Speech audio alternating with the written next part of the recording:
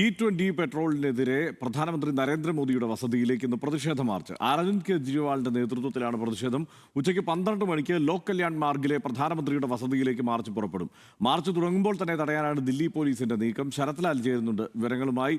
ശരത്ത്, കുറേ ദിവസത്തെ തയ്യാറെടുപ്പ് ഈ മാർച്ചിന് വേണ്ടി നടത്തിയിട്ടുണ്ട് ആം ആദ്മി പാർട്ടി. ഇപ്പോൾ അരവിന്ദ് കെജ്രിവാളിന്റെ നേതൃത്വത്തിലാണ് മാർച്ച് ആരംഭിക്കുന്നത്. എന്താണ് വിവരങ്ങൾ?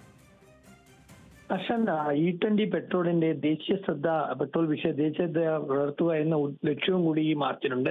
അതായത് പ്രധാനമന്ത്രി വസതിയിലാണ്, പാർലമെന്റിലേക്കല്ല മാർച്ച് നടത്തുന്നത്. പ്രധാനമന്ത്രിയുടെ വസതിയിലേക്കാണ് മാർച്ച് പ്രഖ്യാപിച്ചിരിക്കുന്നത്.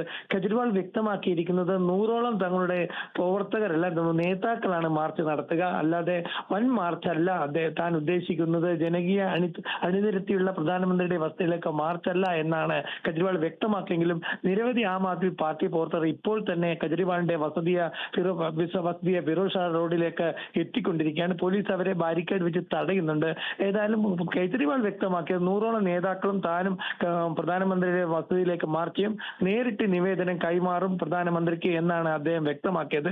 എന്നാൽ കെജ്രിവാളിന്റെ അഭിപ്രായം മാനിക്കാതെ തന്നെ പ്രവർത്തകർ ഇപ്പോൾ കെജ്രിവാളിന്റെ വസതിയിലേക്ക് എത്തിക്കൊണ്ടിരിക്കുകയാണ്. കർഷൻ.